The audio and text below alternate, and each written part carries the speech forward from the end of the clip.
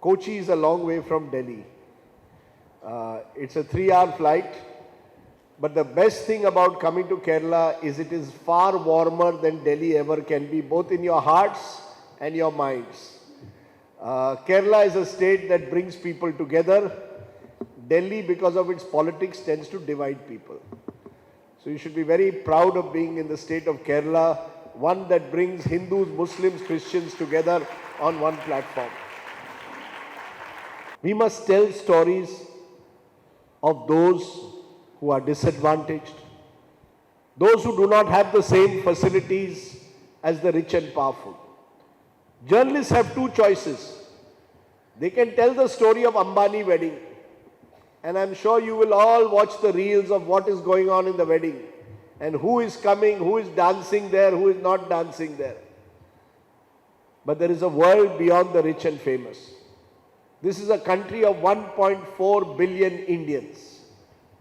The story of India is a story of 28 states and 9 union territories. We should be able to tell the story of every Indian. Truth is, most television does not do that. Most of the time, television, I don't know whether Malayalam television is any different, but all I see is people fighting with each other in a television screen. I call it the Ravan school of journalism. Why Ravan? Because one day you will have 100 heads pointing out of your TV screen. My fear is, even in Kerala, most primetime news shows will have angry people shouting at each other. 1 hour will be wasted with all of them shouting at each other in a manner that you and I don't get any knowledge. And we don't end up telling the story of a farm widow in Amravati or a hockey player who has become a loader in Punjab. Good journalism is actually about telling truth to those in power. It is not about becoming comfortable with those in power. We should be talking truth to power to whoever is in power. We should be telling truth to power when there is an abuse of authority, when the law is abused. I'll give you an example. I don't know how many of you in this hall, many of you are very young, know of the story of Jessica Lal. How many of you have heard of the story of Jessica Lal? A young girl, a young woman who was killed by a politician's son, shot dead in a bar in Delhi by a politician's son who was drunk on the power of that politician. Having killed her, the young man tried to use all the influence that he had to ensure that the case was closed and he could be proven innocent. Witnesses were forced to change their testimony because this man had power and he had money. And eventually a stage was reached where it seemed no one killed Jessica, which was the name of a movie which was made by that name. But because journalists followed up the story, because journalists wrote about how the witnesses had been turned hostile, because television for once exposed what was happening in the Jessica Lal case, eventually the person who killed her was sent to jail and spent 15 years in jail. That is the power of good journalism. To be able to do justice where there is injustice before you. But how many such cases actually get reported? I am here in a gathering of priests. Many of you will know the story of Father Stan Swami. Father Stan Swami, I don't know again how many of you in this audience know, was an octogenarian, 82-year-old priest. He was very close to someone I knew who had taught me in college. I went to St. Xavier's College. Father Stan Swami had worked very closely with some of my teachers. Father Stan Swami at the age of 82, Father Stan Swami at the age of 82 was arrested and called a terrorist because he had been working among the tribals of Jharkhand. At the age of 82, he was arrested under an anti-terror law And even though his health was deteriorating, he was being denied a basic straw sipper. Please think about it. In jail, an 82-year-old father was being denied a straw sipper because he could not drink properly. But the court was denying it to him. The matter was taken up. Stories were written about it. Father Stan Swami at least got a straw sipper in the end, even though tragically he died in jail. Whenever there is an abuse and an excess of power, and it happens all the time in our society, it is the duty of young journalists, young and old journalists, to tell truth to power. Those are the stories that you must want to do if you want to become a journalist. Those are the stories that I believe will make a difference.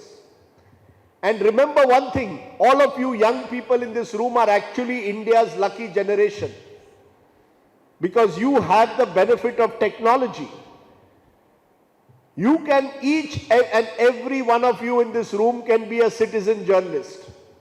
Each and every one of you in this room can use the power of a mobile phone to send out videos, to tell stories about what is happening around you. You don't even need a platform anymore. You can start your own blog sites. You can start your own websites. And in your own small way, you can make a difference to building a better India. You see, most people in journalism only report the negative. There are lots of good news also going on in society. Lots of people who are making a difference by making India a better place. And I've always believed that journalism must also report what I call good news stories. Stories of hope, of Indians who are making a difference to helping others build a better life. To my mind, in this country, the challenge before journalism is to replace sensation with sense, noise with news, chaos with credibility. There is a lot of noise around us. We are all on our mobiles 24/7 embracing this noise. There is an entire WhatsApp university which has come out there, which is spreading the worst form of disinformation and misinformation almost every day. And it is dividing people. One day before the Maharashtra elections a few months ago, an aunt of mine sent me a WhatsApp. Waqf board is about to take over Siddhi Vinayak temple in Mumbai. And she wanted me to air the story. I said, where did you get this story? Oh, I have got a WhatsApp video. It turned out to be a totally false story. Now, isn't it the job of journalists to be fact checkers? Think of the impact this WhatsApp is having on all your lives. And today, in the age of AI, people are putting out false videos. It is the job of journalists to be fact checkers, to be able to tell people the truth. The worst thing that journalists can do is divide Indians into Hindu, Muslims, Christians. But that happens all the time. In Hindi, there is a line, and I'll translate it into English. Nafrat फैलाना बहुत आसान है, प्यार बांटना बहुत मुश्किल. It is very easy to spread hate. It is very difficult to spread love. Some news channels thrive on hate. They want to divide you. They want to first focus on how do I spread division instead of bringing people together. That is the challenge for good journalism.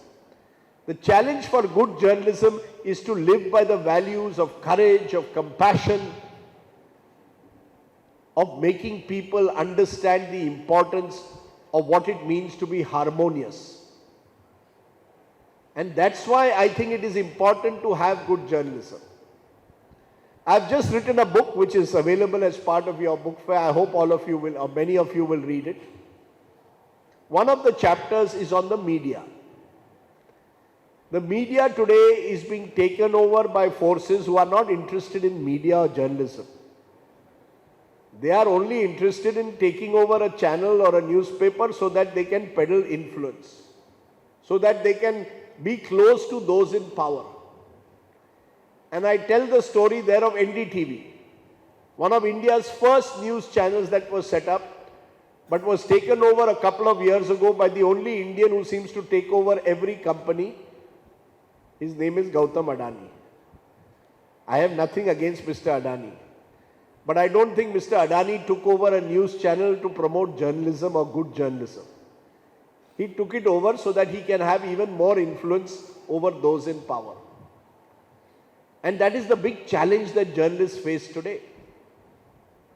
A journalist does not have the money power that a businessman will have. And a businessman today controls much of the media. It is important, therefore, to find spaces where good journalism can be done. And we should be, in our own lives, looking for those stories that promote good journalism. If today, for example, electoral bonds, the manner in which political parties are making money out of, were using electoral bonds to finance their campaigns, has now been stopped by the Supreme Court. It is because only there was good investigative journalism that exposed the electoral bond scheme. Good journalism does matter. I know that many of you in this audience will be interested in what the actors have to say, actresses have to say. In Delhi also I find more interest in what is Shah Rukh Khan up to. But we have to get out of this sensational world. There is space for that. Page 3 must not become page 1. Page 1 must be about hard news. Page 1 must be about news that makes a difference to the lives of people. And to my mind, if all the young people in this room can make a difference to even one other Indian who is less fortunate than you, you will have helped build a better India. Then whether you become a journalist, whether you become a professional, I think the goal of every Indian, in whatever profession he or she chooses, should be to make a difference and improve the lives of one other Indian. If you can do that, if you can make a difference to the life of even one other Indian, we'll build a better India. You're very privileged to be part of an institute like Sacred Heart, an institute with a long legacy of 80 years. And to my mind, unless you tell the story with vigor, with strength, that's the only way that you can hold those in power accountable. So long as that power remains in journalism, I believe that we still can see a better future. There's a lovely word in Hindi called Fir Subah Hogi. There will always be tomorrow. I always believe that tomorrow will be a better day than today. And so if we can tell the stories that matter to each and every Indian, each and every Keralite, each and every Indian, I believe we can together build a better India. Once again, I want to thank each and every one of you for inviting me here today, for bestowing me this award in the name of someone who devoted his entire life to education and philanthropic causes. I deem it a great honor to be in your wonderful city and your wonderful school. Thank you very much.